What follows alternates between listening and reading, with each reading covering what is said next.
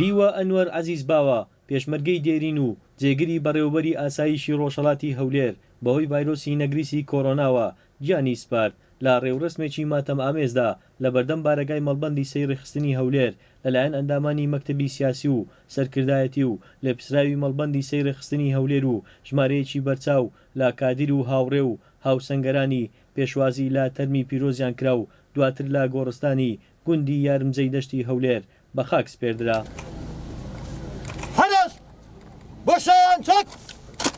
یەکێک بوو لە تێکۆشەرە کۆڵنەدەرەکان و لە زۆر نەبەردی و لە زۆر قارەمانەتی بەشداری کردووە کە برادەرانی هاوسەنگەری شاری بووە لە پاش هاتن بۆ هەرێمی کوردستان دەستکردن بە کاری سیاسی وەکو فەرماندەیەکی پێشمەرگە و پاشان وەکو بەرپرسێکی ئەمنی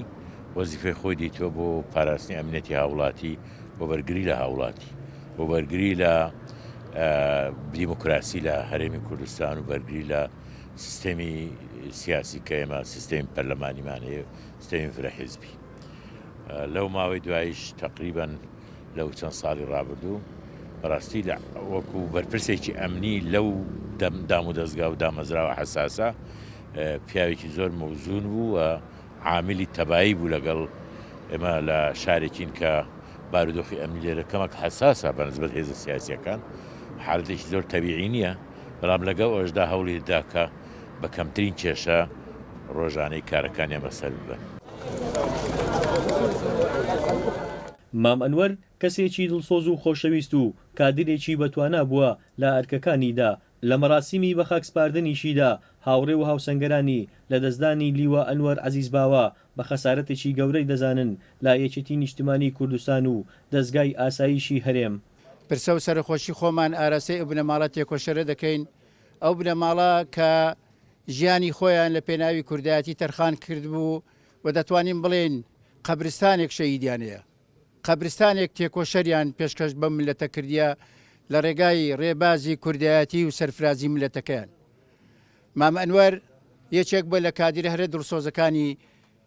ڕێبازی یەکێتی نیشتیمانی کوردستان و ڕێبازی شەهیدان. مام ئەنوەر لە ساڵی 1982 پەیوەندی بە یەکێتی نیشتیمانی کردەوە و لە هەموو شۆڕشەکانی یەک لە دوای شۆڕشی گەلی کوردستان بەشدار بووە وەکو پێشمەرگەیەکی قارەمان وەکو دڵسۆزێکی وەفا بۆ ڕێبازی کوردایەتی بۆ میلەتەکەی بۆ خاچی کوردستان. کاگەنوەر کە لە ساڵی 1982 پەیوەندی بە یەکێتی کردووە وەکو پێشمەرگەیەکی قارەمان وەکو پێشمەرگەیەکی دانەبراو لە هەموو شەڕەکان لە هەموو ویزگەکانی کە ڕۆژانی سەخت بووە مام ئەنوەر لە پێشەوەی سەنگەری پێشەوە بووە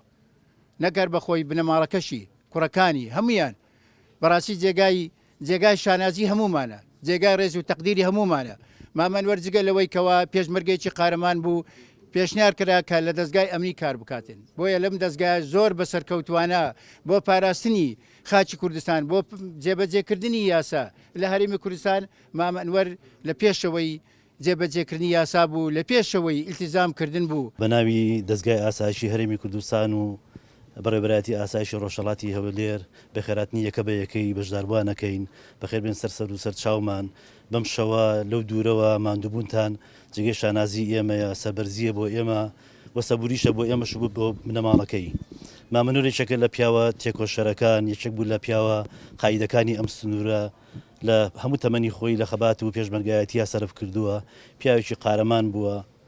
و ماوەی 22 ساڵیشە لە دەستگای ئاسایش یەکێک بووە لە قیادەکانی ناو دەستگای ئاسایش یەکێک بوو لە پیاوە خاوەن سەلیقەکان پیاوێکی وردەکار من هەموو جارە پێم دەبوو ئەگەر یەکێن ناسی پێی وایە لە ئەکادیمایەکی بەرزی ئەمنی دەرست خوێندووە پیاوێکی هەندە بە سەلیقە بوو پیاوێکی هەندە وردەکار بوو ئەگەر کێشەیە مەشاکلێک دەبوو دای من دەبوو بگەڕێنەوە بۆ حەلە حەکیمانەکانی پیاوێک بوو دایم حەلی حەکیمی پێبوو پیاوێک بوو دایمەن حەزی لە ئارامی و لە سەروەری یاسا بوو لە مەجای ئەمنیە و خەسارەیەکی زۆر گەورەیە بۆ دەستگای ئاسایش کە لێنەکەی